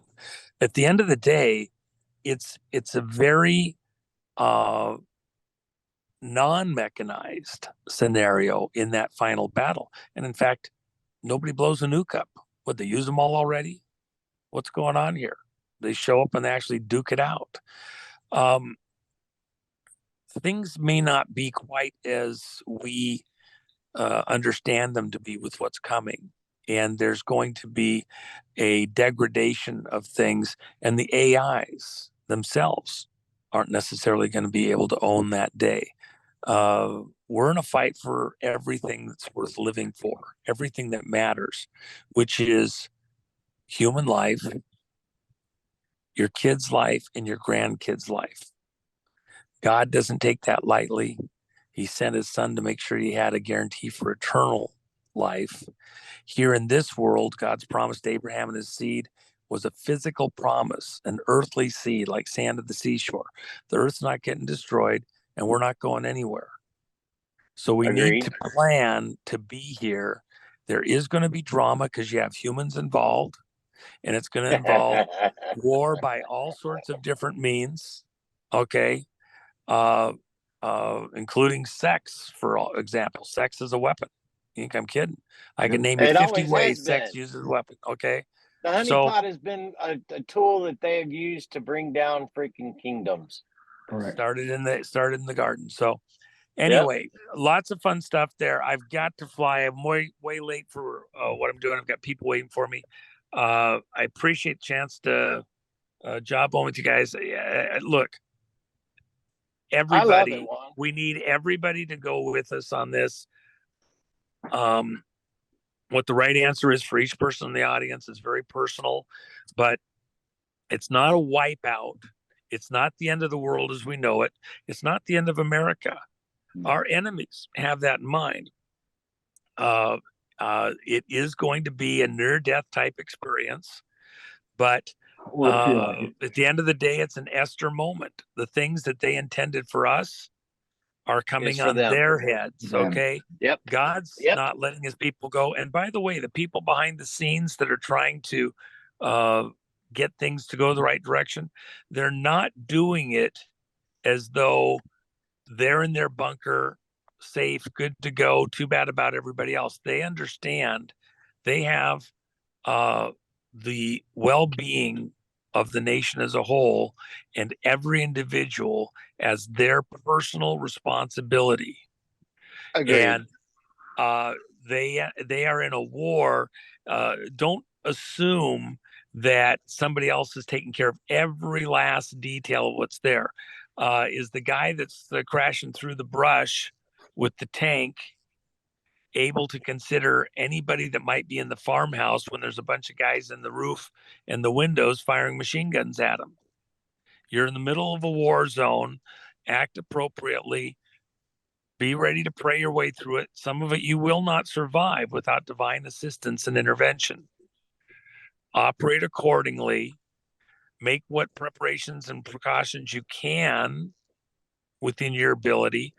Make some extra if you can for those that are around you or in your immediate vicinity.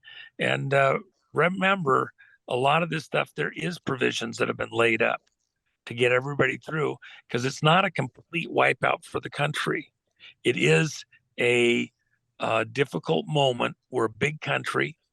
You might have some problems in very specific places. We're a big country. You fly over this country, you can't believe how much stuff is there. Come on, everybody grow up, operate accordingly. And yeah, we have some bad apples in high places, and they're pulling some strings and they're doing mischief.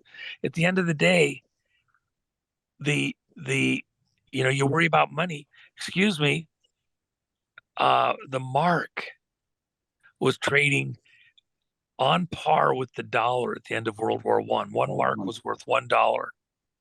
15 years later, 1 trillion marks was worth $1. Okay. And then within just a handful of years, They have one of the most impressive militaries on the planet. That's just paper.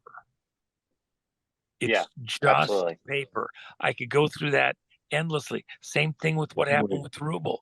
We wiped them out. Soviet Union collapsed, doesn't exist anymore. They went through some internal chaos, and now we're worried about, are we going into World War IV with the commie Pinko Ruskies? Okay. And they came back completely. Take a deep breath. We're not as fragile as it looks like, and this is far from over. And We're everything going to is make not it as through it this, appears, and we're though, going to either. work together. We're shouldering up. We're going to work together and get through this, and we're not going to run around like chickens with our heads cut off. And the people that, don't let anybody convince you Trump's betrayed us. The people in the House are not getting stuff done fast enough. They're not fixing everything fast enough. Those House committees and those committee chairs are killing it, and they're all they're doing exactly what they're supposed to be doing right now. They're exposing the shit out of stuff that has never been exposed the way it's been being done. They're doing exactly what they need to. It's going to take more time. The other side is not without resources and not without ability to strike back. And they're going to try to distract us in the monetary system, and they're going to try to distract us in the markets, and they're going to try to scare you that you're going to be living on the street at 70 years old with your retirement completely gone, and there's nothing to be done to help you. And the reality is, all of that's been taken into consideration. We're not letting them kill the dollar, whether they like it or not. It may have some things that have to happen, and there's some juggling that's got to be done, but you weren't ignored or forgotten in the whole situation. It's Amen. You're in occupied France. Operate accordingly. Normandy, they've landed on the beaches. Those big noises you hear in the distance have consequences, but we're in the early stages in the march across Europe. Operate accordingly. See you on the other side, and I don't mean in the next world, other side of the storm. It's coming. I agree. I agree 100%. Thank you for coming, brother. Listen, if you don't own any XRP, XLM, XDC, I think you should. I think you and I should have a private conversation. I got a picture of a cloud in the sky that looks like the XRP logo with God's face next to it. So I was sanctioned to get the big chair, and he comes to me in the sky. He doesn't talk to me in my head, but I got pretty solid evidence. So I'm sure you're a little bit of a gambler when you're buying these fancy dresses that Melania was wearing, that I think that are going to be worth a lot more money down the road. So if you ever want to go down that route, I think it's a gamble that will pay off. The one with the lawsuit is the one to watch. Thank you for coming, brother. All right, super. And by the way, I have a little bit of all sorts of things, and I do understand. By the way, just so you know, what happened with all of the trading systems in the early banking system. In the early days, you had you'd look at the back of your credit card and you'd see Cirrus and you'd see Discover and you'd see various other markings, and you go to the ATM to see if your marking was on their ATM to do a transaction at a different bank than your own that had a platform that was agreed upon between the banks and worked with. You'd pay a little fee and do it.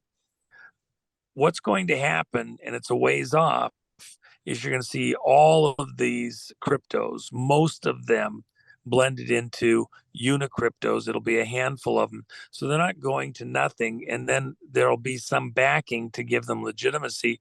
That's why you had things like FTX and Tether and these other things trying to find a value for each of them. The blockchain is a technology that's going to be around for a long time. But the other side of the coin is, remember, all of the mining, all of the work is done in computers. Who has the biggest, fastest computers? Who's getting there ahead first? Goes back to the beginning of the conversations. It's 3-letter agencies. They have the biggest, the most. They've anticipated. They know where they want to go. And both sides, good guys and bad guys, are in there vying for position. It's a war. So you're in a war zone. You might get lucky and be the guy that survives. And you might get a wipeout. Operate accordingly. You want to gamble? Yeah, I don't mind the gamble here and there, but not with the farm and not with the kids' college money. Yeah, Okay. proof of work, by the way, is gone. It's all proof of stake now. That's where the market's moved. That's why XRP is scalable to 3.5 trillion transactions per second, move trillions of dollars, and has never made a mistake. The XRP. Well, and you have to understand that a lot of the players have put those things in place because there is going to be a need to transact things differently. Of course, you've got again, you go back to the Bible, you've got trading stuff where it's being controlled by certain groups or individuals, etc. And so moving into their world system. Is that what's going to happen with America? That's another conversation. Because again, you have a war over how you're going to get to transact, and we aren't cooperating the way they intended us to, so they want to punish us. You're going to have America isolating itself, and you might have your crypto that works in Germany in the middle of the war, and it doesn't necessarily work everywhere else. And you got IG Farben that works all across the planet. You got American manufacturers building stuff that's going to Germany for the war effort against your own kids. Yeah. Okay. So some of it is moral and some of it is other things. Do you want to be part of that? Yeah, you just opened up the door for another side. Yeah, you just opened up the door for another conversation. And I can tell you there'll be 24, 25, 30 tokens left standing when it's all said and done. They're all going to go away. That's a fact. Okay. The ISOs will be left standing. The ISOs 100 trillion% will be left standing. Well, there's actually, I just had meetings over the last probably 3 months on aspects of this. And I think it's an interesting thing, but it's not a public conversation yet, but there is stuff that hasn't actually been fully dialed in to most of the people's equation and how this war is going to continue to develop. The players involved are very serious, been at it for the one that I'm thinking of specifically almost a decade, and the things that they've dialed in and they're functional now doing stuff. It's stunning. It's beautiful, interesting stuff. But even now, picking the winners and losers, remember who created the trading platforms for the high-speed transactions and the high volume, the ones that needed it in the banking system because the Bitcoin and others can't do those high-speed, low denomination transactions cost effectively. But if you think it's only restricted to the crypto world to do that, you're not understanding a different part of the game that's fully in play. And we just went through this, and I can guarantee you, as serious as you are, the other players that know this other methodology would say, yeah, watch, I'll take all the money you want to give me because I can show you that that's not going to function quite the way that this is. And I've gone through it with them, and I agree. So there's a lot of bends and twists when you think of disruptive technologies, especially in emerging market. There was people that were saying that cars should have 3 wheels in the early days, and ended up, bicycles should be one great big huge front tire and a little tiny back tire. And other guys came in and says, why are you doing that? Why not use gears? And then you have people that come in with variable rate transmissions, saying that there's things that you haven't even thought of that are out there waiting to be applied. And that's why I even said with what they want to do with the metals backing, that those guys went into seclusion a year and a half ago, and they're serious players. I know they're serious because I worked with them decades ago, and they've got a very good plan. There's stuff you haven't even dreamed of that could affect the way things actually play out in the American based side of the world system with the allies of America versus the rest of the teams that had a plan and aren't nearly as innovative. Innovation's going to win the day at the end of the day, but it's going to be a fight, and you can make a lot of money just like silver. You made a lot of money if you did what I said 10 years ago. They're going to churn silver in a trading zone. I was the one that called the close of the silver window. Literally, you can go over and ask V and some of the other ones. I did their shows. half a dozen shows that they're getting ready to close it down. They're going to change the way it's done, and they're going to churn silver. And I had to go back and tell people over and over and over and over, it's not going anywhere. It's not going to $200 an ounce. It's not going to $50 an ounce. It's not going to $40 an ounce. They're going to churn it within a window. If you want to make money, you get in there and do your puts and calls and get on either side of that bracket and make a killing, because that's what they're doing. And that's exactly how they've cornered the physical silver, by churning the price. So that's this situation that we're in. You can be right that they're entering the market, but wrong about what their strategy is. Their strategy was never to take silver to the moon. It was to churn it and clip all the people that were in there speculating it was going to go to the moon. It's the same thing in the cryptos. All right, got to go, guys. Enjoyed the show. Appreciate it. Thank you. Let's do it again, brother. Let's do a part 2 to this, because I think it warrants to have a part 2. Thank you for coming. And by the way, if anybody's interested, go over to thejennifermac.com. She's got the store over there. You got the Trump is Matador, Megador jackets and some art and like that. And my books are over there. We'll put the link down below for you, Juan. We'll push it. Always appreciate it, guys. Always appreciate it. Thank you. And by the way, you know, I didn't mention it early on. I'm not pushing stuff, you know, you know, but it's fun to have some of these things. I'm anxious that people, you got to spend $1. Make sure you're taking care of at home. Okay. I enjoy doing this, and it's fun to fly the flag and be out there doing it. But at some level, rather than just worrying about beating the drum, getting everybody else to listen to you, right now it's good to just focus at home. They're coming. They're all going to want to listen to you down there. Most everybody in this audience, everybody around them knows where they stand and what they're thinking, because you've beat it into their heads this whole time. Now's the time to take a breath, because they're all starting to see it and wake up. Don't hammer them with it anymore. Let them come and ask you. There's a principle in these occult themes that's still the right principle. You don't say something till you're asked. Shut up.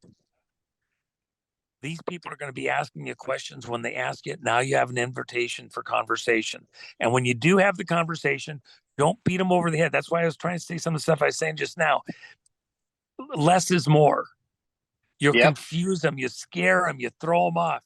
Jajara and Gassar, stay with them what they want to know. You'll lose them. You'll lose them. Right. They haven't got a starting place. Know. Stay with them what Take they a deep ask. breath. Less is more. Give them the really critical thing. Gee, I think things are really going to get rough potentially. I don't trust what's going on in the government. I don't know which side's got what going, whatever. I think, you know, I don't need the most expensive stuff at the store, and I don't need stuff that's got to go in the refrigerator. I need stuff that'll get me by for a few weeks in case things get wonky for a bit till it settles down. Amen. And, you know, I'm staying in touch with Grandma. If I got to get in the camper trailer and go over to Grandma's house, because it's tough where I'm at in my city. Absolutely. Less is more. You're absolutely right. Make decisions close to home. Be vocal. You know, we do have a government that's out of control right now. And we're trying to bring things, you know, we're trying to rein it in. I'm not disengaging. I'm engaged every second of my day to try and get corrective actions in the system. I'm not waiting for the military to just take over everything. Well, we're here with our 17 gallons play in your of gasoline. Zone. Yeah, so, well, play in your zone. Do what you know to do. Ask God for direction. Let's get this done. I enjoyed visiting with all of you. Hope that helped a little bit anyway. Thank you, brother. Yeah, absolutely. Really enjoyable. Thank you. All right. You guys stay behind. Thank you, Juan.